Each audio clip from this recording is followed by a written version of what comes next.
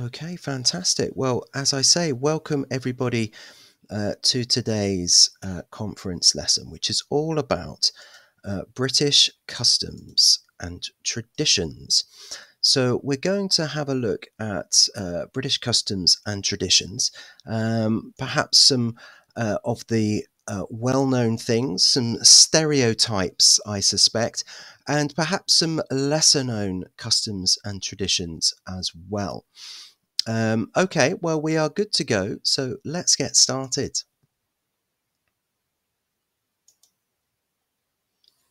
So, the agenda of today's conference lesson has four parts. Okay, we're going to look at part one about etiquette and behaviour. Number two, we're going to look at afternoon tea and cuisine. Cuisine, perhaps not one of the things that Britain is best known for, but we're going to look at that nonetheless. We're also going to look at number three, public holidays, and also number four, sport and music, because all of these have a bearing on English tradition, customs, and behaviour. Okay, well, let's start with etiquette and behaviour. So, behaviour or social etiquette. The English are said to be reserved in manners, dress, and speech. They are famous for their politeness, self discipline, and especially for their sense of humour. Okay, so some very basic politeness there is please, thank you, excuse me.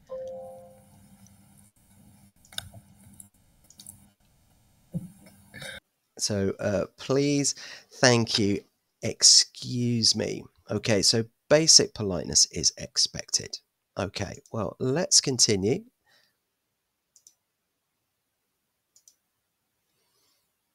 Okay, so cues. Um, British people will form a queue anywhere and will patiently wait in line, as shown in this picture.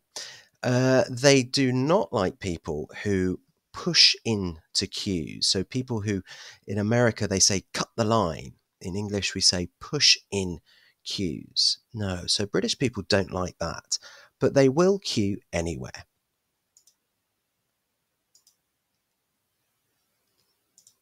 So, the equivalent of the metro in London is the underground or the tube. And on the underground in London, people will wait on the right on escalators so that other people can pass. This is not common practice in other countries. Sorry, I've just seen Bernard's comment there.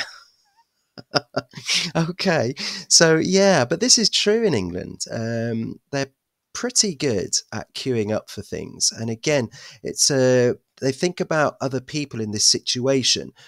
On the London Underground in the rush hour, there's a lot of people, and some people are in more of a hurry than others. So on the escalators, people who are not in a hurry they stand on the right, and then the people who are in a hurry can they can shoot up on the left hand side. Yeah, it could be the same in a lot of countries. I think it would make a big difference. Okay, well, let's have a look at the next part. So, we have this strange custom of apologizing as well in England. English people apologize even when something is not their fault.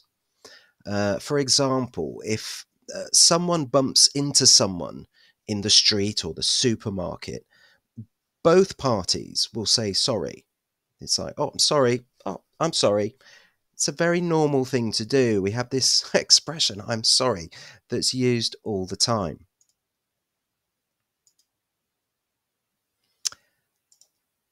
English people often start a sentence as well with, I'm afraid to say. Now, they don't mean that they are afraid, like, ah. It's just that they are about to say something that will be difficult for someone to hear, perhaps bad news or criticism. So they're not actually afraid, but it's just a very natural way to speak, to give bad news or criticism. I'm afraid to say it's raining outside. I'm not afraid, it's a fact. Yeah. Okay, well, let's have a look at the next part. Okay, so people often say that the British have a strange sense of humour.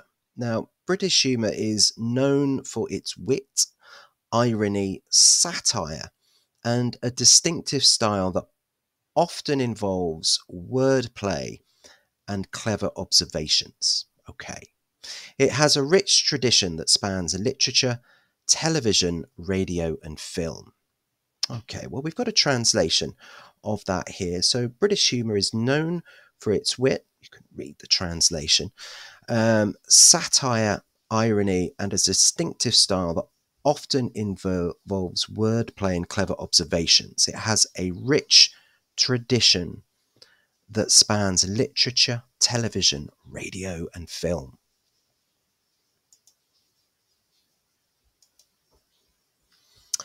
And this is a big part of traditional English humour. British sarcasm, okay, or irony. It is a distinctive and widely recognised form of humour that is deeply ingrained in British humour. Sarcasm is often used as a way to convey humour, make light of a situation, or express dissatisfaction in a subtle manner. And if we have a look at this little image here, the man, you think he's quite serious, and then he says, "It seems that this morning I got dressed in the dark." Okay, so that is an example of British sarcasm. And yes, it can make light of a situation, a difficult situation. But yeah, I can testify that this is a very embedded part of English humour, sarcasm. Okay, so when we think about maybe famous British humour, a lot of people think about Monty Python. Okay, a very popular television show many years ago, of which many other films were made. So Monty Python is a legendary British comedy group known for their surreal and irreverent humour. Examples, their iconic television show Monty Python's Flying Circus, and films like Monty Python and the Holy Grail. There are others as well, such as The Life of Brian. They're all very popular, well, they're very famous films worldwide, I think. Okay, so let's move on now to the second part of the lesson today. We're going to look at afternoon tea and cuisine. So, tea time. Okay, in terms of English customs and traditions, everybody thinks of tea time as being very English. Now, it was in the past, but tea at 5 p.m. is not that common nowadays. England's original high tea was a term used for the middle and lower classes for supper, dinner, at around 5 or 6 p.m. So an early dinner, if you like. And this would be termed as high tea.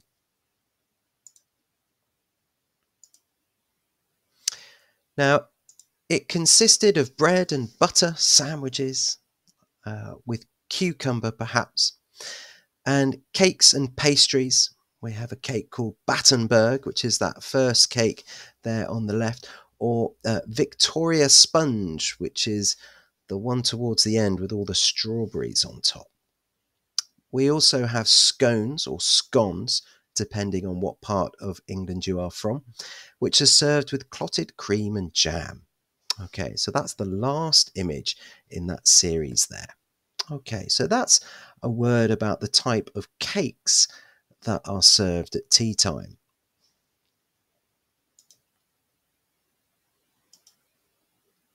There we go. Different types of tea. Cream tea, afternoon tea, and high tea. So those type of teas are not that common in every house in the UK. However, drinking all tea all day, every day is common.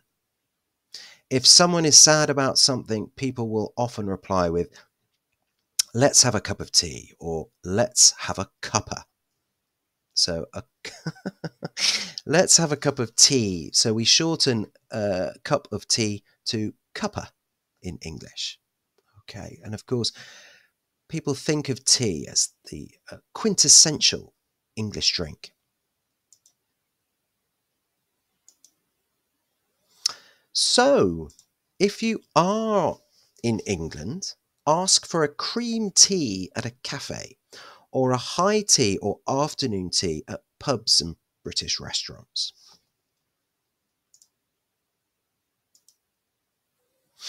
Okay, well, let's have a word about English cuisine. Now, England is not respected for its cuisine. There are countries around the world, including France, which are highly respected for their cuisine. England is not. However, there are some beloved English dishes, such as a bubble and squeak, toad in the hole, which was a favourite of Queen Elizabeth II, pigs in blankets, shepherd's pie, and pies, of which there are many, many flavours. Okay, so the first picture there shows bubble and squeak, which is a combination of fried potato and cabbage. Then we have the toad in the hole, which is sausages in a pudding batter called Yorkshire pudding. Pigs in blankets, which is bacon wrapped around sausages. And then the shepherd's pie, which is very similar to a French dish as well. I think you'll be able to see that. And the last one there is a regular pie. Okay, well, let's continue. But yeah, these are still very popular dishes in England. Aha, now, one of the most popular is, of course, fish and chips. Now, there is a reason why fish and chips is so well known in England. It's because it's a dish that became the national dish during the Second World War, as fish and potatoes were not rationed in the UK. So most food was rationed during this war, and people only had a quantity of ingredients that they could get using stamps.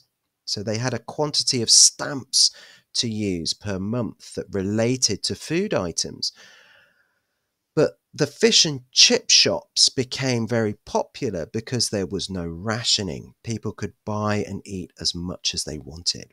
Now, that has maintained its popularity in the UK, and a lot of foreign visitors want to try traditional fish and chips.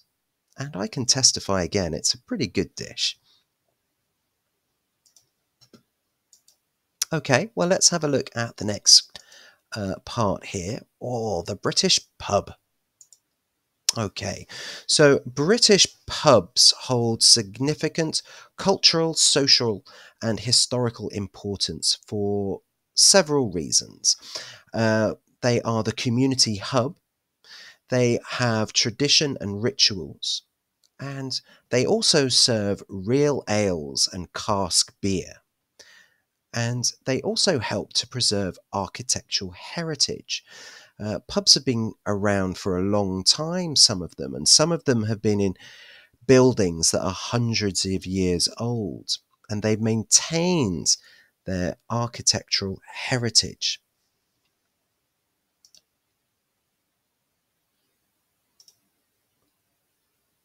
Now, in most pubs on a Sunday, and in most homes in England on a Sunday, there is the Sunday roast dinner. Okay, so the Sunday roast dinner or lunch is a traditional British meal typically enjoyed on Sundays, of course. And we can see various pictures of examples there.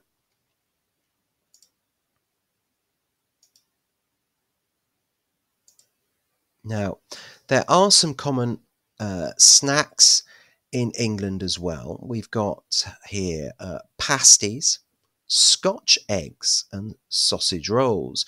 So, pasties were something that became very popular in the southwest of England in a place called Cornwall. They invented the pasty, and the idea it was like a pie with this big ridge that people could hold, so they didn't need a knife and fork, and it meant that the working classes could use and eat these while they were at work. Okay, so that's how that came about. Scotch eggs, wow, these are fantastic. These are boiled eggs wrapped in sausage meat and then breadcrumbs before being deep fried. Wow. And of course, sausage rolls there as well. So these are all very common snacks in England. Again, here we have something which is a very traditional thing in England. It's the English cooked breakfast. Okay, so the traditional English cooked breakfast is very famous and it has many variations. Nowadays, it's possible to find vegetarian and vegan versions as well. But as we can see on the picture there, it's not a small breakfast, that's for sure. It's a meal in itself. Okay, well, we're going to have a look now at public holidays in English tradition and customs. So we'll start with Christmas. So Christmas in England is a festive and traditional celebration. And here are some key aspects of Christmas in England. Christmas Eve, Christmas market, the King's Speech, Boxing Day, Christmas carols and services, and winter walks. Now, a lot of countries have their own traditions for Christmas. Now, in the UK, Christmas is celebrated on Christmas Day, on the 25th of December. And the day before, we refer to as Christmas Eve. Now, before Christmas, there are many Christmas markets. Again, something which I think is also very popular in France. Something that happens on Christmas Day in the afternoon is the reigning monarch appears on live television to make a speech to talk about the previous year. So, of course, in the past, Queen Elizabeth II has done this, but now it's known as the King's Speech with Charles III. Now, Boxing Day in England, it refers to the day after Christmas Day. And it's got nothing to do with boxing, it's more to do with boxes and presents. Okay, traditionally it was the day when presents were given on the 26th on Boxing Day. Not anymore though. Presents are exchanged on the 25th. Also, leading up to Christmas, there are Christmas carols and services. So in English, there is a strong tradition of songs that are sung every year.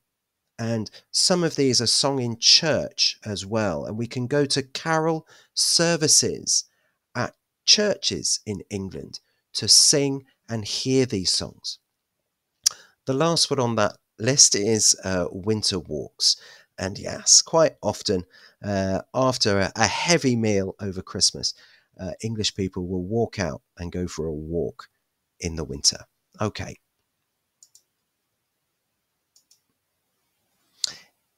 Easter. Okay, so a little bit later in the year, we have Easter. So this year, I think it's on the 31st of March, but quite often it's in April. the same Easter date as the rest of Europe, certainly in France. So Easter in England, like in many other countries, is a Christian religious festival that commemorates the resurrection of Jesus Christ from the dead. Okay, so it's a big public holiday in England, like a lot of other countries in Europe.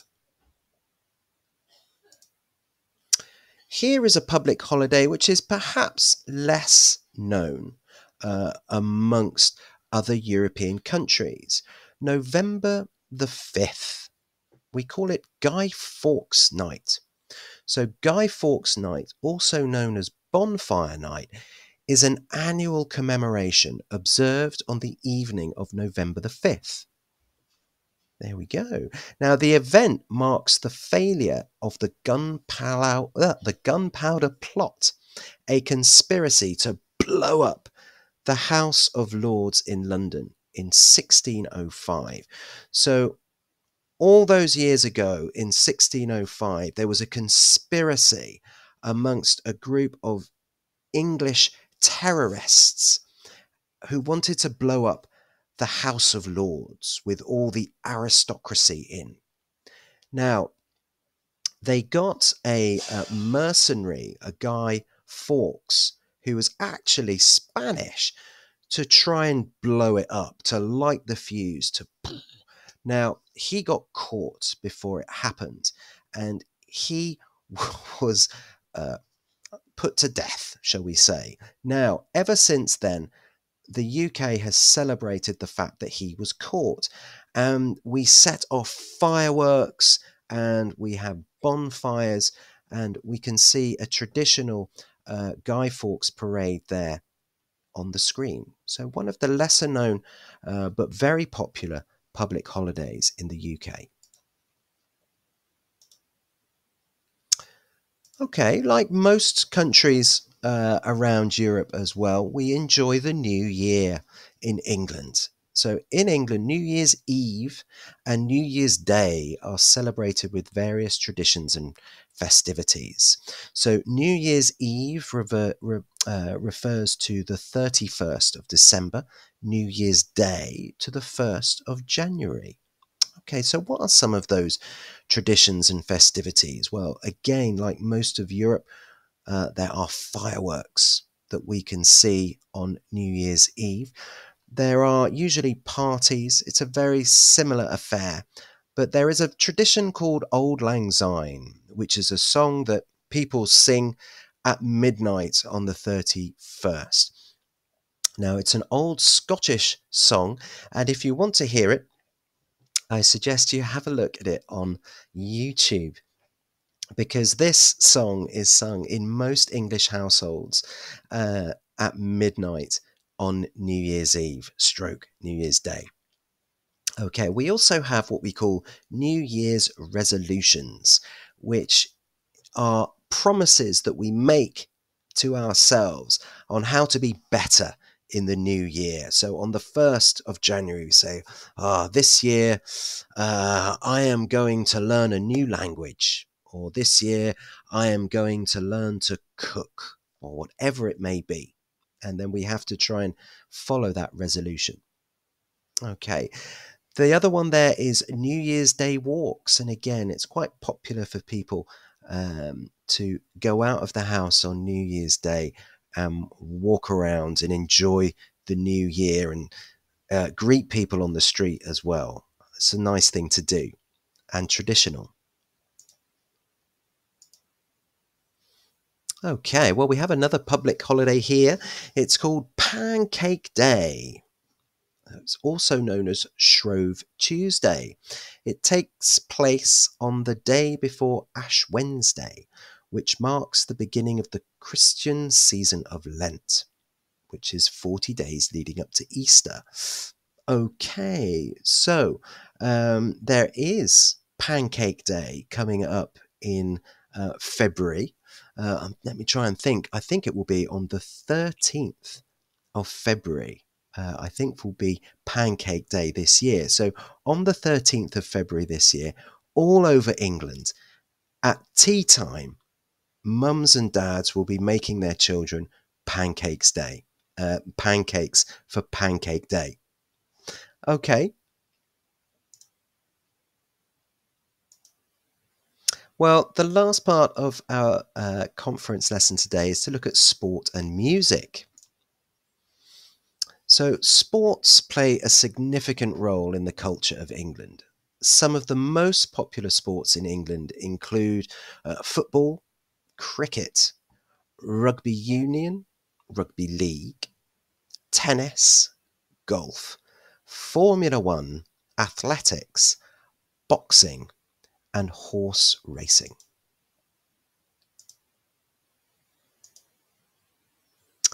Music. The music scene in England has a rich and diverse history, spanning various genres and contributing significantly to the global music landscape.